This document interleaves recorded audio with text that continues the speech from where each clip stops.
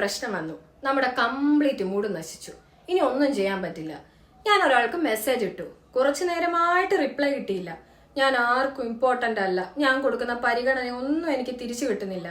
Work ചെയ്തോണ്ടിരിക്കുകയായിരുന്നു. ഒരു ചെറിയ mistake വന്നു. അല്ലെങ്കിൽ എനിക്കിങ്ങനെ ഞാൻ എന്ത് ചെയ്താലും പ്രശ്നമാണ്. ഇങ്ങനെയൊക്കെ എപ്പോഴെങ്കിലും ചിന്തിച്ചിട്ട് വിഷമിക്കാറുണ്ടോ? ഇതൊക്കെ നമ്മുടെ മനസ്സ് നമ്മളെ പറ്റിക്കാൻ ഉണ്ടാക്കുന്ന കഥകളാകാം. മനസ്സ് എപ്പോഴും നമ്മളോട് സത്യം പറയണം എന്നില്ല. നമ്മുടെ ബ്രെയിനിന് ഒരു മോശം ടെൻഡൻസി ഉണ്ട്. ലൈഫിൽ നടക്കുന്ന എന്തെങ്കിലും ഒരു കാര്യത്തിന് ആവശ്യമില്ലാത്ത ചില മീനിങ്സ് കൊടുക്കും. ഉദാഹരണത്തിന്, നമ്മളൊരു മെസ്സേജ് അയച്ചു, റിപ്ലൈ കിട്ടിയില്ല. ഞാൻ അവർക്ക് ഇമ്പോർട്ടന്റ് അല്ല, എനിക്കൊരു വിലയുമില്ല, ഇങ്ങനെയൊക്കെ ആയിരിക്കും മനസ്സ് അതിനെ ഇന്റർപ്രറ്റ് ചെയ്യുക. ചിലപ്പോഴ് മറ്റേയാള് തിരക്കിലായതുകൊണ്ടോ അല്ലെങ്കിൽ മെസ്സേജ് ഇടാൻ കഴിയാത്ത സാഹചര്യം ആയതുകൊണ്ടോ ഒക്കെ ആയിരിക്കും അവരുടെ ഭാഗത്തുനിന്ന് നമുക്ക് റിപ്ലൈ കിട്ടാഞ്ഞത്. അതിനർത്ഥം നമ്മൾ എന്ന വ്യക്തിയുടെ ഇമ്പോർട്ടൻസോ വാല്യൂവോ കുറഞ്ഞു പോയെന്നൊന്നും അല്ല. ഇതൊക്കെ നമ്മുടെ ബ്രെയിൻ ഉണ്ടാക്കുന്ന സ്റ്റോറീസ് മാത്രമാണ്. ചില ആളുകൾ ചെറിയ കാര്യങ്ങൾ പോലും വലുതായി ചിന്തിച്ചിട്ട് അതിനാവശ്യമില്ലാത്ത മീനിങ്സ് കൊടുത്ത് സ്വന്തം മൂഡും ചുറ്റുമുള്ളവരുടെ മൂഡും ഒക്കെ ഡിസ്ട്രോയ് ചെയ്യുന്ന കാണാം. ഇനി അങ്ങനെ വരുമ്പോൾ ഒരു കാര്യം ഓർക്കണം, നമ്മുടെ തോട്ട്സ് എന്നത് തോട്ട്സ് മാത്രമാണ്, ഫാക്ട്സ് അല്ല.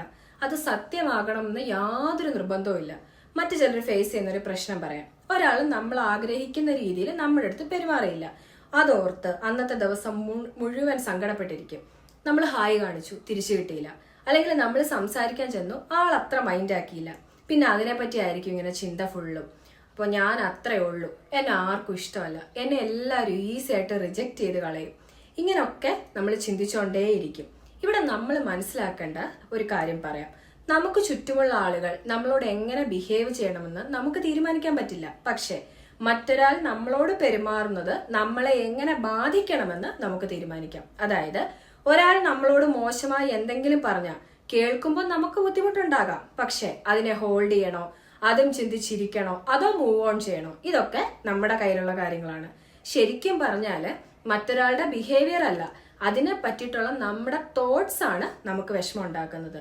നമ്മുടെ വാല്യൂ ഡിസൈഡ് ചെയ്യുന്നത് നമ്മളാണ്, അല്ലാതെ മറ്റൊരാൾക്ക് നമ്മളോടുള്ള അപ്രോച്ച് അല്ല.